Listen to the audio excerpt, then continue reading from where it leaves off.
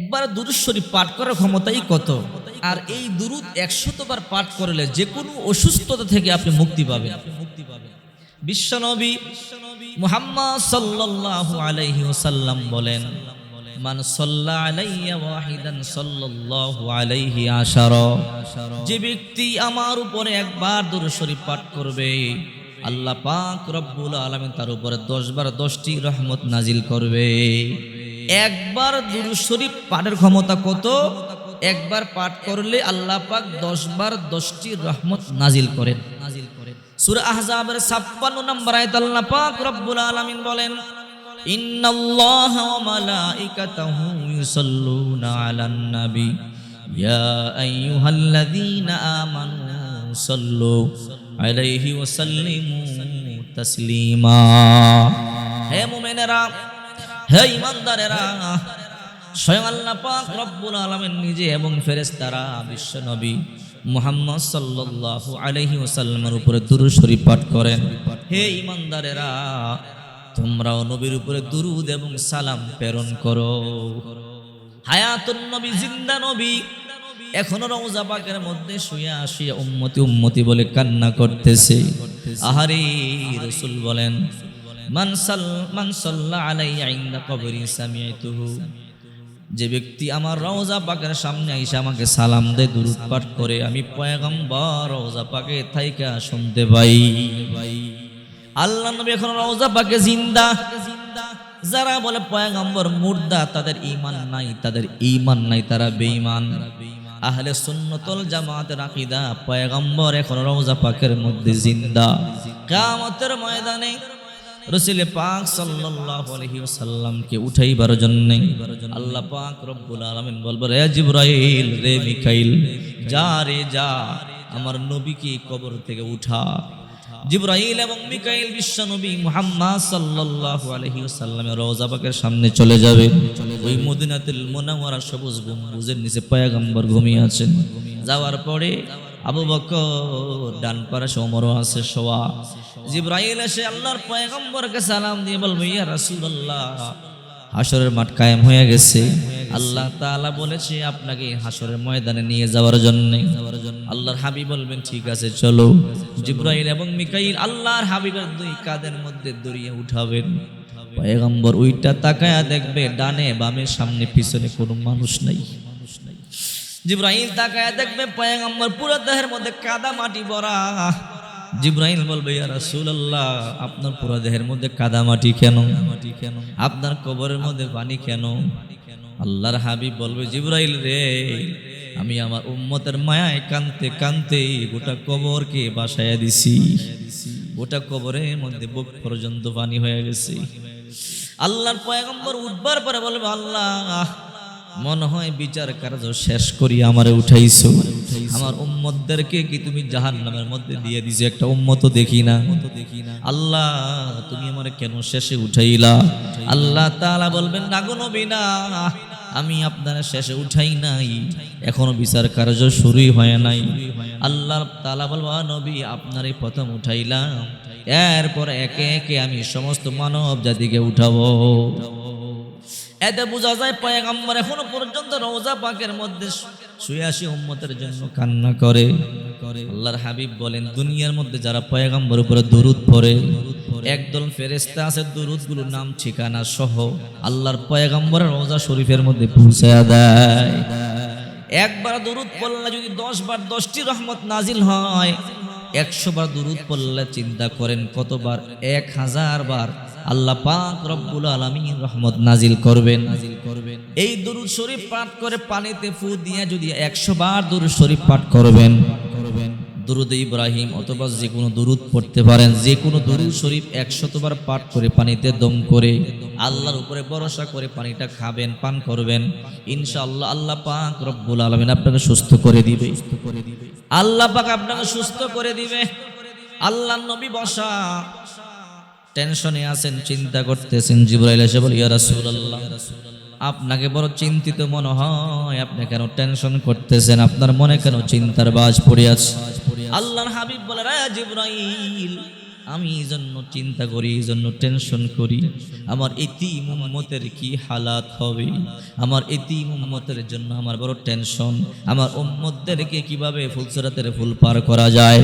জিবরাইল বলে, ইয়া রাসূলুল্লাহ, আপনি টেনশন করবেন না, চিন্তা করবেন না, আপনি কান্না করবেন না। আপনার উম্মত যদি আমল কম করে, আপনার উম্মতের যদি আমল কম হয়, আপনার উম্মতকে বলবেন বেশি বেশি দুরূদ শরীফ পাঠ করতে। ওগো নবীজি, যদি আপনার উম্মত বেশি বেশি দুরূদ শরীফ পাঠ করে, আমি জিবরাইল ওয়াদা দিলাম কিয়ামতের ময়দানে বিজলির মতো আমি জিবরাইল আপনার উম্মতদেরকে ফুলসিরাতের ফুল পার করে দিব। নবী একটু খুশি হয়ে গেলেন। মিকাইল আইসা বলে, ইয়া রাসূলুল্লাহ, জিবরাইলের কথা শুনে আপনি খুশি হয়ে গেলেন। নবীজি গো, আমিও আপনার একটা খুশির সংবাদ শোনাইতে চাই। আল্লাহর পয়গম্বর বলে, কি মিকাইল, কি শোনাইবা? ওগো নবীজি, আপনার উম্মতের জন্য আপনি টেনশন করবেন না, চিন্তা করবেন না।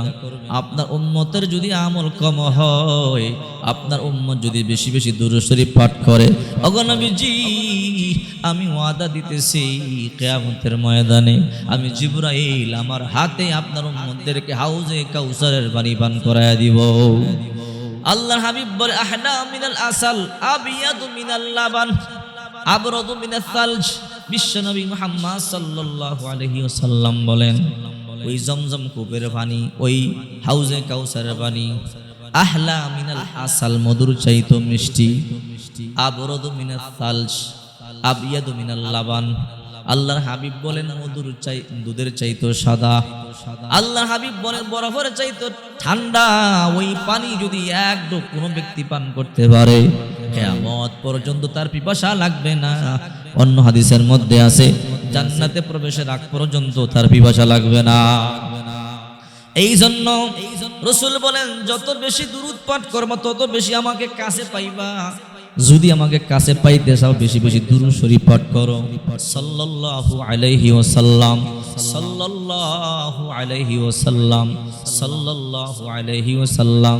রাসূলকে যদি ভালোবাসতে পারেন, পয়গম্বরকে যদি প্রেমে ফলাইতে পারেন, কিয়ামতের ময়দানে আল্লাহর পয়গম্বর আপনারে ভুলবে না। আল্লাহর নবী বলেন যে যত বেশি দুরূদ পড়বে, কিয়ামতের ময়দানে তত বেশি আমার কাছে পাবে। হযরত বিলাল রাদিয়াল্লাহু তাআলা আনহু চোখের পানিগুলো সারিয়া সারিয়া কান্দে। আল্লাহর হাবিব বলে, বিলাল রে, চোখের পানি সারিয়া কেন কান্না করো? বিলাল বলে, ইয়া রাসূলুল্লাহ, আপনি চলে যাইতেছেন, এই বিরহ বেদনা সহ্য করতে পারি না, এই জন্য কান্না করি। নবী আমার বলে, বিলাল কান্না করিস না। বিলাল বলে, ইয়া রাসূলুল্লাহ, কিয়ামতের ময়দানে বাবা আদম থেকে শুরু করি আপনি নবী পর্যন্ত কোটি কোটি উম্মত থাকবে কিয়ামতের ময়দানে। এত উম্মতের মধ্যে আমি আপনার কোথায় খুঁজে পাবো? আল্লাহর হাবিব বলেন, বিলাল, মান তাশাব্বাহা বিকওমিন ফাহুয়া মিনহুম, আল মারউ মা মান আহাব্বা। বিলাল রে, যে যারে ভালোবাসে তার সাথে তার হাসর হয়ে যাবে। বিলাল, মান আহাব্বা সুন্নতি ফাকাদ আহাব্বানি ওয়া মান আহাব্বানি কানা মাই ফিল জান্নাহ। যে আমার সুন্নতকে ভালোবাসলো সে আমি পয়গম্বরকেই ভালোবাসলো, আর যে আমি পয়গম্বরকে ভালোবাসলো কিয়ামতের ময়দানে আমি পয়গম্বরের সাথে জান্নাতে যাবে। এই জন্য বেশি বেশি দুরূদ শরীফ পাঠ করবেন। আল্লাহর পয়গম্বর বলে, বিলাল, যদি আমারে ভালোবাসো, আমারে ভালোবাসলে কিয়ামতের ময়দানে অটোমেটিক আমারে দেখতে পাইবা, আমার সাথে হাসর হয়ে যাবে। যুবক মেসিরে ভালোবাসে, নেইমারকে ভালোবাসে, আহারে ইহুদি খ্রিস্টানদেরকে তুমি ভালোবাসো, তাদের সাথে তোমার হাসর নাসর হবে। সাবধান, মেসি নেইমার জাহান্নামী, তুমিও কিন্তু এদেরকে ভালোবাসলে এদের মতো চুল কাটো, এদের মতো গেঞ্জি পরো, এদের মতো কানের মধ্যে দুল পরো, এদের মতো হাতের মধ্যে ছুরি পরো। সাবধান, এই কাজ করবা না, আল্লাহর পয়গম্বর বড় অসন্তুষ্ট হবে। আল্লাহর কসম করে বলি, আল্লাহর পয়গম্বরকে অসন্তুষ্ট কইরা কোনো ব্যক্তি জান্নাতের মধ্যে যেতে পারবে না। এই জন্য বলে বেশি বেশি দুরূদ শরীফ পাঠ করবেন। দুরূদ পাঠ করলে রোগ বালাই দূর হয়, অভাব দূর হয়। দুরূদ পড়লে দুশ্চিন্তা দূর হয়, টেনশন দূর হয়, পেরেশানি দূর হয়। আপনি যখন পেরেশানির মধ্যে পড়বেন, টেনশনের মধ্যে পড়বেন, আপনি দুরূদ শরীফ পড়বেন, দেখবেন মুহূর্তের মধ্যে টেনশন দূর হয়ে গেছে, পেরেশানিও দূর হয়ে গেছে। সুবহানাল্লাহ। দুরূদ পড়লে কি হয়? ছোট্ট একটা ঘটনা শুনলে অবাক হবেন। দালাইলুল খায়রাত কিতাবের মধ্যে আছে আবু আব্দুল্লাহ মুহাম্মদ ইবনে সুলাইমান জাজুলি রাহমাতুল্লাহ আলাইহি অনেক বড় আল্লাহর ওলি ছিল, অনেক বড় আল্লাহর ওলি। আবু আব্দুল্লাহ মুহাম্মদ ইবনে সুলাইমান জাজুলি রাহমাতুল্লাহ আলাইহি তিনার সঙ্গীদেরকে নিয়ে, সাথীদেরকে নিয়ে সফরে বের হলেন। যেতে যেতে মরুভূমির মধ্যে যোহরের নামাজের সময় হয়ে গেল। সঙ্গীরা বলো, আল্লাহর ওলি পানি তো নাই, কেমনে আমরা ওযু করব, কেমনে নামাজ আদায় করব, কেমনে পানি পান করব? আল্লাহর ওলি বলে, তোমরা টেনশন করবে না, চিন্তা করবে না, আল্লাহ ব্যবস্থা করবে ইনশাআল্লাহ। তালাশ করতে থাকো, পানি তালাশ করতেছে, পায় না। অনেক লম্বা সময় পর একটা কূপ পাইছে। কিন্তু কূপ পাইছে ভালো কথা, কিন্তু কূপের এত নিচে পানি উঠাইবার মতো কোনো রশি নাই, কোনো ঢোল নাই, অর্থাৎ কোনো বালতি নাই, কেমনে উঠাবে? আল্লাহর ওলি বড় টেনশনে পড়ে গেলেন। অনেক লম্বা সময় ধরে কূপের পাশে ঘোরাঘুরি করে। দূর থেকে একটা ছোট্ট মেয়ে নাবালিকা দেখতেছে আল্লাহর ওলিরা, বড় বড় হুজুররা মাথার মধ্যে পাগড়ি টুপি কূপের পাশে ঘুরতেছে। কারণটাকে বুঝলাম না। মেয়েটা দৌড়ে এসে বলে, আল্লাহর ওলিরা কেন এই কূপের পাশে এমনি ঘুরতেছেন? টেনশন মনে হয়। আবু আব্দুল্লাহ মুহাম্মদ ইবনে সুলাইমান জাজুলি রাহমাতুল্লাহ আলাইহি বলে, মারে তোমারে বললে কোনো ফায়দা হবে না। বলেন না, তোমারে বললে কি হবে? মেয়ে বলে, বলেন না, দেখি উপকার করতে পারি নাকি। আবু আব্দুল্লাহ মুহাম্মদ ইবনে সুলাইমান জাজুলি রাহমাতুল্লাহ আলাইহি বলে, মা তাহলে শোনো, আমরা ওযু করব, গোসল করব, পানি পান করব, পানি নাই। যাই হোক, কূপটা পাইলাম, কিন্তু পানি এমন নিচে উঠাইবার মতো কোনো বান্ড নাই। মেয়ে বলে, টেনশন করবেন না, চিন্তা করবেন না, ব্যবস্থা করতেছি। আবু আব্দুল্লাহ মুহাম্মদ ইবনে সুলাইমান জাজুলি রাহমাতুল্লাহ আলাইহি তাকায় রইলেন। মেয়েটা কি যেন পড়তেছেন, তিনবার পড়লেন, তিনটা ঘুরান দিলেন।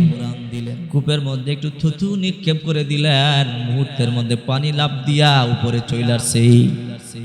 আল্লাহর ওলি পানি পান করেন, পানি খান, গোসল করেন, ওযু করেন, কোনো সমস্যা নেই। আল্লাহর ওলি বলে, মারে কি এমন পাঠ করেছো যার কারণে কূপের নিচ থেকে পানি উপরে চলে আসছে? মেয়ে বলে, আমার তেমন কোনো আমল নাই। বলো রে মা, কি এমন কি পাঠ করেছো যার কারণে পানি নিচ থেকে উপরে চলে আসছে? মেয়ে বলে, আল্লাহর ওলি গো, আমার কোনো আমল নাই, তবে আমার মা শিখাইছে, যখনই বিপদের মধ্যে পড়বি দুরূদ শরীফ পাঠ করবি। বকরি বেড়া দুম্বাত পালন করি, পাহাড়ি এলাকার মধ্যে বাঘ ভাল্লুকের আক্রমণ হতে পারে, দুরূদ শরীফ পাঠ করি, আল্লাহ হেফাজত করে। এই দুরূদ পাঠ করতে করতে এমন আল্লাহ তাআলা আমার উপরে খুশি হয়ে গেছে, জবান এত দামি বানাই দিয়েছে। আল্লাহর বলি গো, এই দুরূদ পড়ে যা বলে আল্লাহ তাই শোনেন। এই দুরূদ 3 বার পাঠ করে কূপের পানির মধ্যে ফু দিলাম, এই বারাকাতে আল্লাহ তাআলা কূপের পানি নিচ থেকে উপরে উঠায় দিয়েছে। সুবহানাল্লাহ। এই জন্য বেশি বেশি দুরূদ পড়বেন। একবার দুরূদ পাঠের যদি এত ক্ষমতা হয়, অর্থাৎ 10 বার আল্লাহ রহমত নাজিল করে, তাহলে 100 বারের কত? 1000 বার রহমত নাজিল করেন। এই জন্য আল্লাহর কাছে দুরূদ শরীফ পড়ে দোয়া করলে ওই তো আল্লাহ কবুল করে।